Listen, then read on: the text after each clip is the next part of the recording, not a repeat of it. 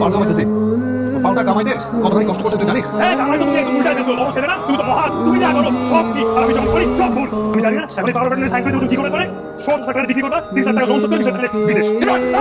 আমি সব করতে পারি, সব করতে পারি, সব করতে পারি। আমি কিচ্ছু করবো না, কিচ্ছু না।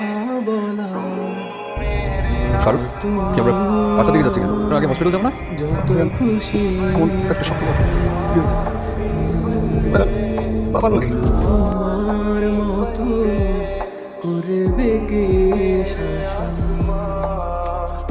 আমলে আমল ছুঁয়ে সেখানে তুমি জীবনের আমরা এত টাকা কেন বলতে পারে কেমন করছিস জানিস না? তবে জাপান থাকি এখানে সার্টিফিকেট দিলা, সব কাগজ দিলা, আইডি দিলা, তারপর আমার মানে আছে করতে শুনে নাই আমরা নমিনি করে রেখেছো সব। ভাইজানদের কেন নমিনি দিবি? হ্যাঁ, ভাইজানদের কোনদিন দেশে আসবে কি আসবে? ঠিক আছে বলো, সাইন লাগবে? আচ্ছা, লাখ টাকা খরচ করে দেশে আসবে, সাইন লাগবে দেবে। আর ডিপেস ছিল, আবার দিবস হয়ে গেছে। ভেঙে গেছে? হ্যাঁ থেকে সব কিছুর উত্তর আমরা থেকে দিতে হবে। তুই তোর সিদ্ধান্তটা বল সবাইকে, ওর দেখি সবাইকে বলে। তো 3-4 বছর ধরে দেশের বাইরে গেছি, তো নিজের ব্যাপারে নিজেই কিছু বুঝতেছি না। ওইখানে থেকে যাবো নাকি এখানে চলে আসবো জানি না। এখন পেনশনের বিষয় যেটা, আব্বা তো লোন রেখে গেছে প্রায় 30 লাখ টাকার মতো, ওইটা তো শোধ করতে হবে। তো কিছু নাই, আমাদের বিটা বাড়ি, পুকুর, অল্প কিছু জমি, ওগুলোর ব্যাপারে আমরা পরে সিদ্ধান্ত নিব। বলতে আছে তো শুধু ওই হোটেলটা। তো আমি যেহেতু দেশের বাইরে থাকি, আমার মনে হয় ভালো হয় যে ইমরান হোটেলটা সামলাইলো আর আমি বিদেশ থেকে টাকা পাঠালাম। আমরা সবাই মিলে যদি ওই লোনটা শোধ করে দিই, একটা বড় টেনশন শেষ হবে। আমি পারবো না, করলে দায়িত্ব তুই পারবো না, হাতের উপরে ব্যবসা আমি করতে হবে। আমরা আলোচনা করতেছি ইমরান। 3-4 বছর পরে এসে তুমি যা একটা সিদ্ধান্ত দিয়ে দিবা, এটা কেন নাই? কারণ তোমাকে বিদেশ পাঠানোর জন্য জমি জমা যা ছিল সব বিক্রি করেছি। তুমি কেন ভাদ্র দেখতে যাবো? তোমার যদি সব থাকে ওই ভাদ্র তুমি ম্যানেজারি করো, বিদেশ যাওয়া দরকার নেই।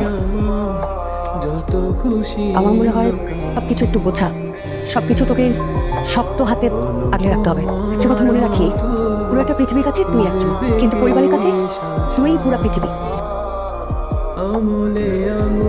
সেই বলা কি এসে থাকে আমরা সিরিয়াস আছি, তোরা যদি তুলে দেবে না ধরো তো কেন আমি কি বলছি? এই সময় করে গেস্ট করতে লোক কেন অপশন আমার বিয়ে আমার কোনটা দেখেন বলতো কত টাকা খরচ থাকবে দিবে ব্যবসার জন্য আমাদের 3 লাখ টাকা দেয় এটা কিন্তু আমার ডিপেন্ড থেকে ওটা বিয়ে করার কথা ছিল। ব্যবসার জন্য ব্যবসা করছিস কি ব্যবসা করছিস তুই? হ্যাঁ স্পেয়ার পার্টস ব্যবসা করে দেখলি কত আছে নষ্ট তুই বুঝছিস কেন? তোর কি মাথা ঠিক আছে? তুমি কি বলতেছো? কি ওই যে 3 মাসের মধ্যে আমার 5 টাকা না দিলে দোকানটা তো চাকরি দিব, ব্যবসার অবস্থা ভালো না, বুঝছো?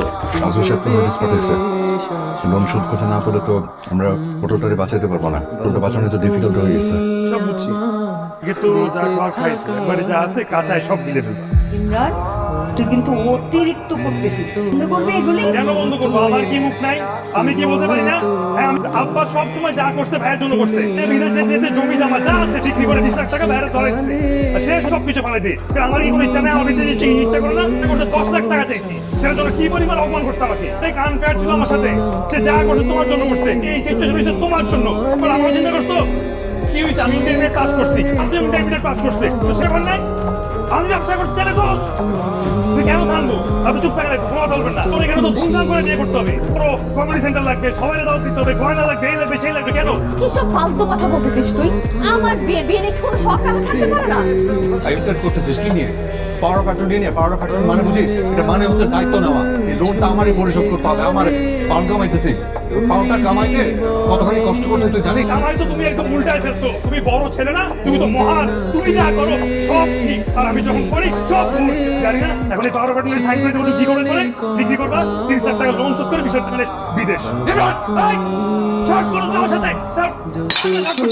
আমি কিচ্ছু সই করবো না। ইমরান তোমার মতো আমাদের পাশে না থাকি রাগ ধ্বংস হয়ে আমি তো এই পরিবারের অংশ না। ঠিক আছে, আমার তো সই লাগবে, তো আমাকে 20 লাখ টাকা দিতে হবে। দরকার নেই তো এই না। তোমার মতো কেউ এতটা ভুলে আঙুল ছুঁয়ে সেখানে তুমি জীবনের পথ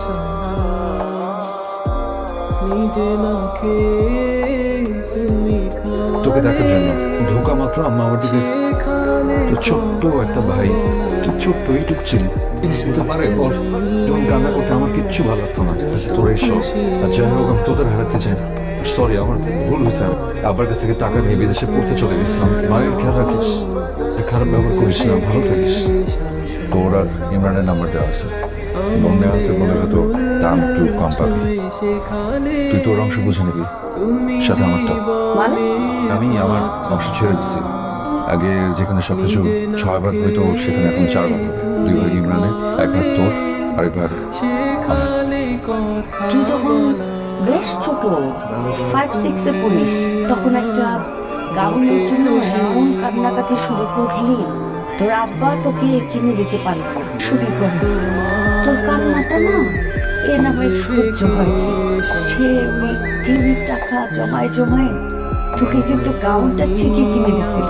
তোর আব্বা বলতো যে আমার বড় ছেলে এই নাম আমার সব ছেলে মেয়েদেরকে আগলায় রাখবে। তোর আব্বা নাই, আমাদের গার্জিয়ান নাই, আমার এই নাম তো আছে। সেখানে তুমি জীবনের ঠিক আছে, ইমরানের পথে তুমি খাওয়ালে হ্যাঁ তুমি না বলছো কখনো হাত ছেড়ে যাবে না, কিন্তু এখন কেন চলে যাচ্ছ? তুমি ছোট ভাই না, তুমি ভুল করার অধিকার আছে। যত খুশি আমরা সবাই মিলে টাকা ম্যানেজ করে ফেলতে পারবো, এটা তো কোনো ব্যাপার না। 20,000 টাকার মতো হবে, মা ঘনা বিক্রি করছে, আমার বাইকটা তো এখন বেঁচে দেওয়ার বয়স। সেখানে তুমি জীবনের প্রচুর টাকা আছে, মিলে যদি একসাথে হইতে হলে দেখবি খুব অল্প সময়ের মধ্যে আমরা লোনটা শোধ করে ফেলতে পারতেছি। ইমরান মাহির একসাথে হয়ে গেছে, পরিবারের শক্তি বেড়ে গেছে, আর কোনো অন্ধকার থাকবে না। বাবা তুমি আমার